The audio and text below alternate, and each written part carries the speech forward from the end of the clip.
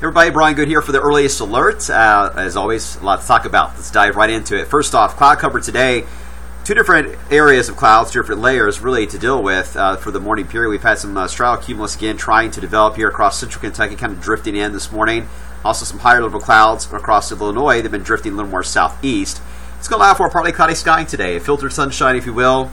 For those of you across Indiana and west of 65, you may run into a mainly cloudy scenario a couple of times. It wouldn't surprise me, but overall, still a decent amount of warming is expected despite the increase in cloud cover for today. You see how this bubbling going on, bubbling effect. This is where thunderstorms will be breaking out in the coming days, so kind of a cool shot there on the satellite image. All right, so let's get right into the game plan. First off, here's the RPM for today. It shows all that cloud cover, again, kind of hugging us because the same setup is there that has been there, where the high is to our east. Strong eye acts as a shield, and there's a front trying to work its way in. So the front slowly working south and east, but what's happening is all of the moisture with the front is working east, in some cases due north along the front, and it kind of just keeps funneling up over and over and over again. It just keeps repeating itself while the front has made very little progression to the southeast. And it's going to eventually work its way in here, as you'll see.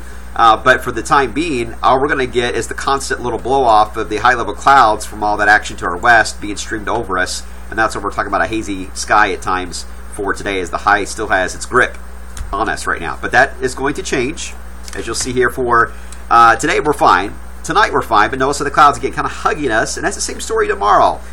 Right there. But notice the front now is getting closer. It has shifted, I would say, a good 100 miles to the south and east. And then it'll begin to tilt and become more parallel to I-64.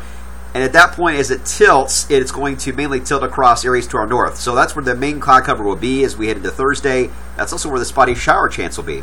So the front's going to park itself there on Thursday.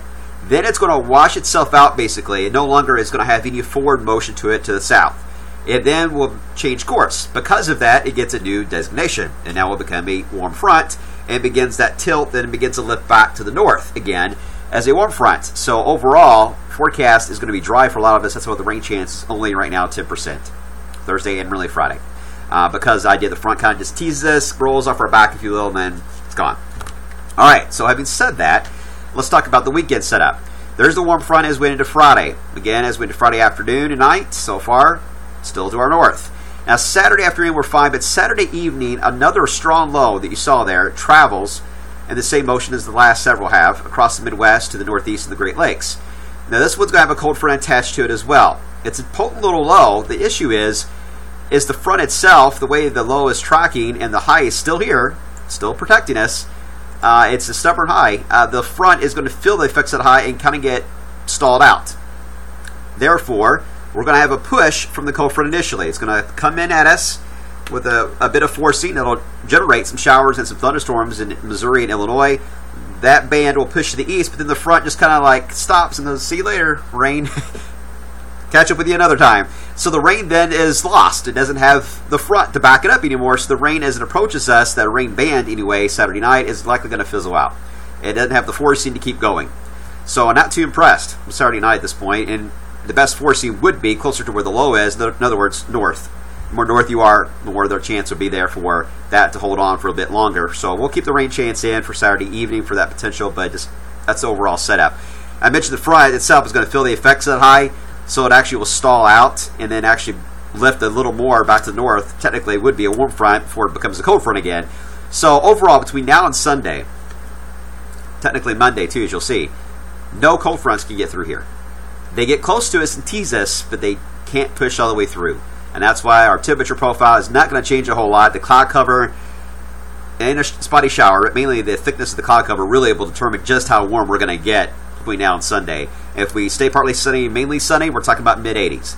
If we get some cloud cover at times, we're only going to get to 80 or 81. So the extended forecast is a bit of a challenge, and you're going to see it change a bit from that range, 80 to 81 up to 85, 86. And that's what we're toying with here because we're trying to get a handle of how much cloud cover are we facing when these fronts tease us, and that's our main challenge we're going to have for our team through the weekend. All right, then after that, we have to keep an eye on the tropics. We talked about this a lot. The tropics will begin to pick up in the Caribbean, likely in the Gulf of Mexico. Then it's a race against time because another wave is going to pull in and attach itself to the front yet again, but this time this one has got a friend, and it's a strong high to its north, and it is going to be the one that is going to beat down the high that has been in charge of our weather for so long and force it out to sea. So now, finally, we have a cold front that it is going to move through. But when? Because with the tropics now at play, if the front takes too long to push in, the tropics, whatever develops here, even if it's just a tropical wave, has a chance to get some latitude on it before it'll feel the effects of that front and then push out to sea. So there's a chance some of that moisture could work its way into here, and we'll get moisture from the front itself moving in. Now, if the two arrive about the same time, and the timing works out, there could be a merging of the two, and that could mean some decent rain totals. We could use the rain. So it's not all bad news, but it's all about the timing with this kind of a setup. So here's the latest thinking on it. This is, I believe, the the Euro.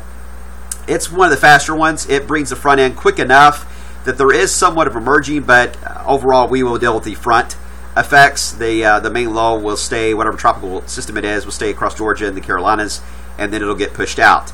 But the latest GFS is coming in a bit slower. It allows that tropical system to move right into Kentucky. So there's still some timing issues here, and the slower timing to the front would also mean we would be dealing with this on Tuesday, not so much Monday. Or it could be a situation of the tropical system Monday and then the front Tuesday. That is a possibility. If you're paying attention, there's going to be a test at the end. And then after that, we'll get a cool down in here. But it's nothing drastic. We're talking about some cooler than average weather, but nothing like cold blast. It's really going to be shocking. Just getting this just barely below average, really. Here's a look at the GFS and the Euro and the Canadian when it comes to their actual model runs that change so often, and then the ensembles that smooth out the ideas. First thing you notice, the GFS, this is for Monday morning. GFS has that tropical low already into our area, moving in Tennessee. Because it's slower, it's got the front back here still into portions of the plain states.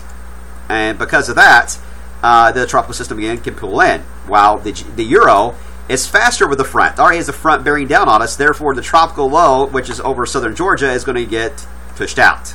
The ensembles, GFS somewhat matches its ensemble on its placement. Doesn't even see the tropical system. The Euro doesn't really see it either, but the Canadian does, down into the Gulf of Mexico, which looks a little more like this, the Euro idea.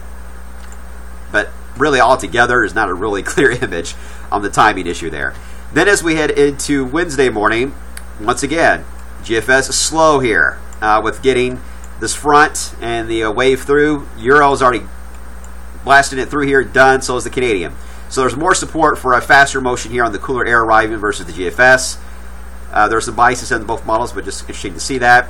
And then as we head into the end of the week, high pressure really dominates, but it's not going to be a rapid warm-up. Really good agreement on this. It's going to be a gradual warm-up, so a really nice, pleasant fall week next week as we'll dip into the 60s for highs and lows at night in the 40s, and then we'll just increase slowly back into the 70s after that. We'll see. Now, looking at the new long-term Euro all the way out through mid-November, now the control run, which is the square, or the black line with squares, it's showing a very active PNA pattern, which means warm spell, cool spell, warm spell, cool spell, normal, cool spell, warm spell. So it shows this back and forth pattern continue all the way through mid-November, which we talked about already is certainly a possibility. So the earliest alert, here's how we're trending it. We'll go with 80s. I got 70s in right now for Tuesday. We'll see if we can adjust that once we get a better handle on the timing of the front and the tropical low there. So stay tuned for changes for Monday and Tuesday. And then after that, good stretch of nice weather for 60s and then gradually warming up after that. That's how it looks today. We'll see how it looks tomorrow.